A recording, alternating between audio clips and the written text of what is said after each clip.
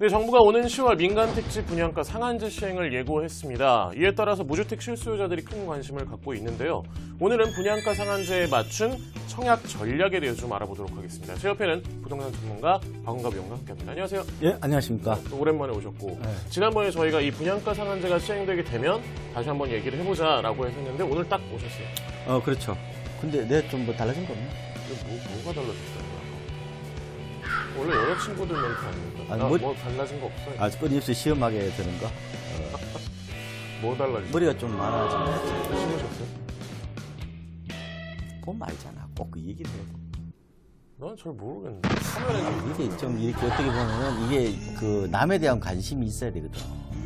본인 관심밖에 없고 그러니까 예의나 따지고. 제가 지금 관심 가질 일이 네? 얼마나 많은데 위원님 머리카락까지 관심을 가져. 타자에 대한 이렇게 무한한 관심, 그게 바로 요즘 약간 애정결핍 증세가 좀 있으시죠? 아니 그 정도는 아니고 제가 유명한 그 명언을 만들어냈죠. 뭐요? 나이 들어서 머리카락이 권력이다. 머리카락 없는 사람들은 그걸 아마 실감할 거야. 제가 빠져본 적이 없어요. 그래, 알았어. 곧 닥칠 거야. 기다려봐. 곧 닥치라고요?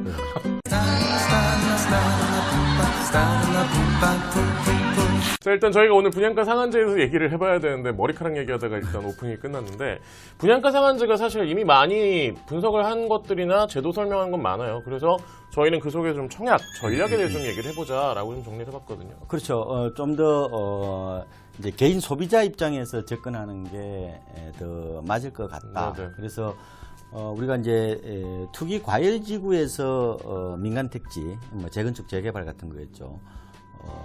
이제 상한제를 하게 되는데 우선적으로 이제 모든 지역에 해당되는 건 아니에요. 그래요? 그리고 가령 이제 투기 과열 지구로 하면은 전국에 31곳인데 31곳? 서울 전역, 그다음에 과천, 분당, 판교, 광명, 하남, 세종시, 그리고 대구 수성구에서 이제 시행을 하게 되는데, 근데 지금 일반 그 청약자들이 관심을 갖는 가장 큰 이유는 분양가가 이제 거의 획기적으로 저렴하다 이렇게 볼 수가 있는데, 분양가의 제일 높은 선을 정부가 내려버린 거죠. 그렇죠. 이게 분양가 상한제가 사실상 최고 가격제라고도 얘기를 합니다. 그러니까 사실상 이제 분양가의 거품 확 빼버리는 뭐 그런 성격이 있다고 볼 수 있고요. 네. 어쨌든 소비자 입장에서는 뭐 싸게 주니까 그에 대해서 이제 관심을 갖는 건데, 과연 어느 정도 분양가가 낮아질 거냐? 네. 정부가 얘기하기로는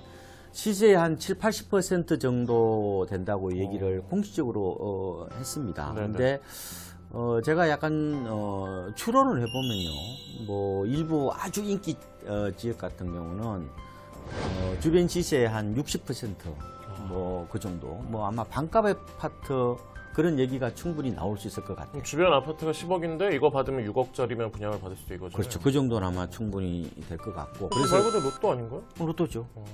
로또의 로또다 이런 얘기를 하는데, 네. 문제는 모든 사람들이 관심을 가지니까 이른바 이제 커트라인이 높아질 수밖에 없잖아요. 입찰되는 점수가. 그렇죠. 아마 전국의 장롱에 있는 통장들은 다 나올 겁니다. 아마. 그러면은 이제 그동안에 분양가가 비쌌을 때는 이제 뭐 구매력이 안 되는 분들, 자금이 안 되는 분들은 청약을 안 할 텐데, 그리고 당첨되고도 그 금액 안 돼서 못하는 사람들도 있더라고요. 일단 되고 보자 이런 청약, 묻지마 청약이 저는 생각보다 많을 것 같아요. 그런데 이러다 보면 자연스럽게 이제 그 가점이 높아질 수밖에 없는데, 네. 지금 청약 가점이 총 84점이에요. 84점. 그런데 이 중에서 지금 서울 같은 경우는 기본이 60점이어야 된다. 수도권도 아마 저는 60점 넘어야 될 거라고 봅니다. 지금 현재는 몇 점 정도 돼야 당첨돼요? 지금 투기 과열지구에서 지금 상반기에 가점을 내보니까 평균 50점이에요. 50점. 그럼 이게 10점이 올라가는 거예요? 적어도 10점 올라간다고 봐야 되죠. 근데 10점이라는 게 부양가족으로 쳐도 한 2명 정도에 해당되는 점수 아니에요? 그렇죠. 부양가족 한 명당 5점이죠. 그러니까. 그러니까 갑자기 이제 2명을 더 입양을 시키든지. 그러니까 그거 확 올라가는 거예요. 사실. 굉장히 커트라인이 높은 거예요. 그래서 적어도 지금 만약에 강남이라든지 뭐 이런 강남 인접 지역에서 중소형 같은 거 있잖아요. 네. 보통 요새 25평이 더 인기죠. 그런 것들은 70점 훨씬 넘어야 되지 않느냐 이렇게 보고 있고요. 그러면 실제 당첨되셨던 분들은 뭐 무주택 기간이 평균 어느 정도 됐다거나 부양 가족이 어느 정도 있었다거나. 무주택 기간이 한 10에서 한 12년. 그리고 부양가족이 한 2명에서 3명. 그러면 자기를 포함하면은 4명, 4인 가족 정도가 그렇죠. 3인에서 4인 정도 애 된다고 둘 보면 정도 되고. 있는 거. 그렇죠. 네. 그리고 청약 저축 뭐 가입, 예금이나 뭐 이런 가입 기간은 평균 한 10년에서 한 12년 정도. 그러니까 굉장히 긴, 그러니까 청약 가점이 많은 장기 무주택자들이 뭐 당첨이 되었다. 그래서 보면은 당첨자의 한 70% 정도가 무주택 기간이 10년 이상이다. 이렇게 보고 아무래도 이제 사회 초년생 같은 분들은 이 가점이 낮잖아요. 네. 그러니까 이거는 좀 일반 경쟁으로서 좀 힘들 것 쉽지 같고 근데 특별 분양으로 가야죠. 신혼부부 특별 분양. 신혼부부 특별 분양 쪽으로 한번 도전을 해보시는 거로 하면 좋을 것 같습니다. 말씀하신 데이터로 따지면 한 2007년쯤 결혼을 하셔서 그래서 그때부터 청약을 넣고 무주택으로 이제 전세나 월세로 사시다가 애를 한 두 명 낳았어요. 그런 가장들이 해볼 만한 상태네요, 지금. 그렇죠. 주변에 보면 없어요. 거의 이제 천연기념물에 뭐 버금가는 정도다. 근데 네. 반대로 얘기하면 서울 지역에서 2007년쯤 결혼해서 직장 생활하면서 하다 보면 이런 분들 은근 있어요, 지금. 집값이 비싸져 가지고 네, 살 과거에 수가 비해서 없었으니까. 무주택 지금 있는 상태가 많아요. 그러니까 옛날에는 집을 보통 뭐 30대 초반에서 거의 이제 구입을 했는데 지금은 뭐 첫 집 장만이 뭐 40대로 훨씬 이제 넘어갔잖아요. 저도 아직 30대 중반인데 집을 못 샀거든요. 이거 안 되잖아요, 이게 가점이. 부양 가족. 맞죠? 이게 있어야 그래서 한번 될 텐데. 청약 저축은 있어요. 그래? 무주택도 맞아요. 부양 가족이 그러면은 결혼을 안 할 거면은 방법이 있어. 입양하라고. 입양을 이번 기회에 한 3명 정도 해서. 근데 그거는 안젤리나 졸리도 아니고. 아니 근데 뭐 그거는 몇 명을. 입양하더라도 그 먹튀 입양하면 안 돼요. 그 당연하죠.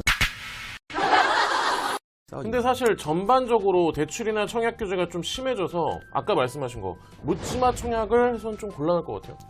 그렇죠. 사전에 이게 충분히 이 자금 조달 계획 부분에 대해서 네.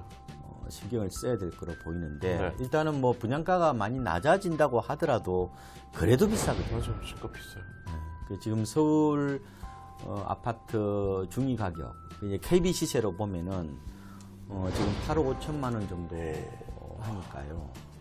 그럼 뭐 아무리 뭐 20, 30% 낮아진다고 해도 내가 한 6억 원 들고 있어야 되는 거죠. 그렇죠. 그러니까 이게 지역에 따라 차이가 많이 나잖아요. 인기 지역 같은 경우는 뭐 10억 훌쩍 넘죠. 그러니까 당연히 지금 대출 부분에서 신경 쓸 수밖에 없는데 네. 분양가 9억이 넘으면 대출이 안 되잖아요. 그렇죠. 그리고 지금 투기 과일 지구에서는 그 집값이 보통 40%까지밖에 대출이 안 되잖아요. 무주택자는 50%? 근데 그러면 네, 지금 네. 그 얘기를 우리가 그냥 쉽게 비유를 하면 내가 분양받을 아파트가 9억이 넘어가면 제가 그걸 다 현금으로 갖고 있어야 되는 거죠. 대출이 그렇죠. 안 되니까. 자체적으로 조달해야 되는 거죠. 뭐 신용 대출도 있고 여러 가지가 있는데 뭐 일부 건설업체들이 자기 자체 보증으로 대출해 주는 경우도 있어요. 네. 근데 어쨌든 뭐 건설업체가 해줄지 안 해줄지도 모르는 거니까 막상 당첨돼 놓고 나서 뭐 자금 불입 부분에 대해서 애매하다 그러면 안 되거든요. 그러니까 미리미리 자금을 조금은 준비를 해놓는 게 좋지 않을까. 특히 이제 가점이 높으신 분들은 그렇죠. 뭐 가점이 40점이다 그러면은 뭐 굳이 일단 넣어보는 거. 그거는 그냥 그냥. 뭐 로또 하듯이 해보는 건데 네. 그렇지 않고 이제 실제로 당첨될 확률이 좀 있다 이런 그렇죠. 분들은 제 생각 한 60 한 5점 이상 되시는 분들은 일단은 뭐 당첨권에 들 가능성이 있거든요. 그러면 진짜 그런 분들은 자금 조달 계획을 확실히 해야 된다. 내가 얼마까지 자금을 갖고 있는지를 좀 분석하셔서 아무리 싸더라도 그거에 맞는 가격대의 아파트에 좀 청약을 넣는 게 중요하지 않을까. 근데 사실 지금 우리가 청약 얘기를 하고 있지만 청약을 떠나서 이게 중간에 되팔기도 좀 어렵잖아요. 말하자면 뭐 전매 제한 기간 이런 게 좀 길어졌다고 그래요? 그렇죠. 과거에는 주로 이제 뭐 수도권에서 아파트를 당첨받잖아요. 그러면 뭐 생계 이유로 뭐 학업이나 질병 이런 것 때문에 수도권 밖으로 이렇게 온 가족들이 이주를 하잖아요. 맞아요. 그러면은 중개업소에서 웃돈 주고 팔 수 있었죠. 그렇죠. 뭐 심지어 뭐 해외로 간다든지 또 뭐 이런 거 있잖아요. 뭐 상속이라든지 여러 가지 그런 불가피한 사유로 분양권을 전매할 수 있었단 말이에요. 그렇죠. 이번에 이거 완전히 차단시켜 놨다는 게 특징이라고 보시면 돼요. 이번에 어떻게 하느냐? LH에서 한국토지주택공사에서 그것을 삽니다. 웃돈 주고 사는 게 아니에요. 웃돈 안 돼. 웃돈이 없습니다. 근데 어느 정도 그러면은 뭔가 좀 붙여줄 거 아니에요. 그 웃돈이 아니라 뭘 해주냐면은 원래 낸 그 금액이 있을 거 아니에요. 네. 거기에다가 1년 만기 은행 정기예금 그게 지난 5월 기준으로 1.97%입니다. 그러니까 1.97%. 2%가 채 안 되는 거예요. 네. 그러니까 은행 이자만 그 불금에 지급받고 그냥 팔아야 된다 이렇게. 그럼 진짜 뭐 그냥 은행에 내 돈 맡겨서 받은 개념밖에 안 되네. 그렇죠. 그러니까 이게 전매는 완전히 이번에 차단을 해놔서 몇 년 정도 지나야 돼요, 그럼 매매하면? 이번에 그게 이제 나왔죠. 근데 이제 원래 3, 4년이었잖아요. 원래 3, 4년이었죠. 민간 택지는. 민간이 3, 4년이라 하면은 이게 분양 계약부 3, 4년이에요. 그러면 보통 짓는 데까지 3년 걸리죠. 그렇죠. 그럼 입주하고 나서 등기하고 팔 수 있다는 거야. 네. 전매 제한이 그동안에 대체적으로. 그렇죠. 근데 이거를 이제 5년에서 10년으로 늘렸단 말이에요. 10년이요? 10년인데 최장 10년인데 이때 10년이라 하면은 이 계약 후 10년이잖아요. 그러니까 입주 한 7년 정도까지는 못 판다. 근데 무조건 그런 게 아니라 네. 이게 시세에 따라서 약간 전매 제한 기간을 차등화했어요. 그런데 만약에 분양가가 시세의 80% 이하면은 10년, 80에서 100%면은 8년. 만약 100% 시세보다 높다 그러면은 5년 정도인데 대부분이 지금 관심 갖는 청약이 아마 시세의 80% 이하일 가능성이 높기 때문에 그렇죠. 실제로 10년. 계약 후 10년 그러니까 입주 6, 7년. 7년 정도는 못 판다고 보시면 될 것 같고 문제는 하나 더 있습니다. 뭐가 있어요? 의무 거주 요건이라는 거예요. 네. 이게 뭐냐면은 지금 공공택지에서는 입주를 하잖아요. 네. 그러면은 거기에서 5년을 살아야 돼. 5년을.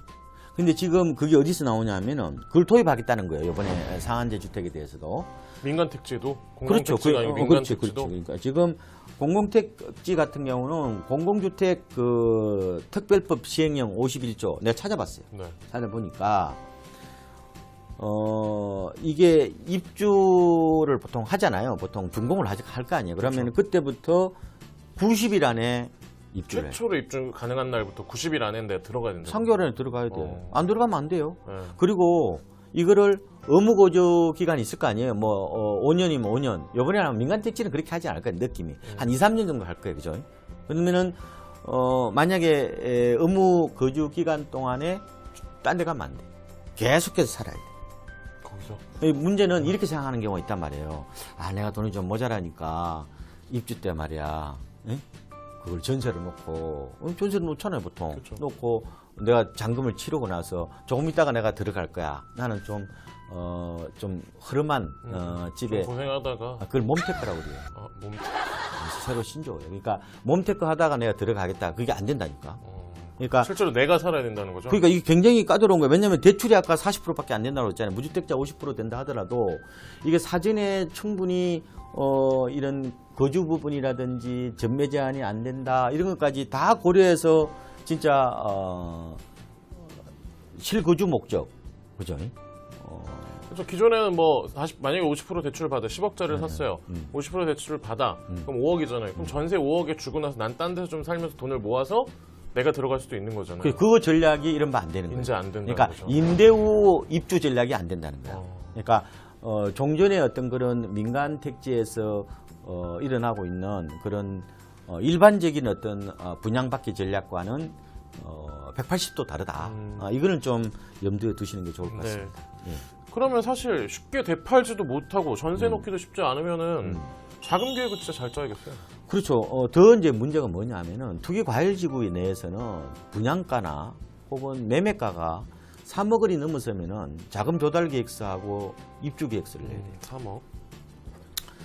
과거에도 보면은 이 청약 광풍 지역에 대해서는 기본적으로 그 당첨자에 대해서 전수조사를 할 겁니다. 아, 너 어떻게 돈 마련했는데 이런 돈 거. 어디야? 그럼 어디서 돈 구웠어? 그럼 아빠 돈이 엄마 돈이 하면 이제 걸리는. 그러면은 부당 어떤 뭐 정려 이런 부분으로 적발될 가능성이 거의 100%라고 보면 되기 때문에 네.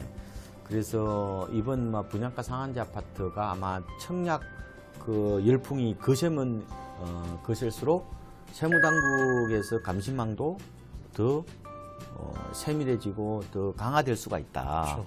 그래서 당첨도 물론 중요하지만 무엇보다 자금 계획이 우선시 돼야 된다. 그죠? 이런 말씀. 실제로 내가 얼마까지 지금 동원이 가능한지를 먼저 계산하고 분양을 시도하시는 게 맞는 것 같아요, 진짜. 그렇죠. 그래서 자금 계획이라는 게 더 당첨보다 더 중요할 수 있다는 그렇죠. 얘기를 하는 거예요. 알겠습니다.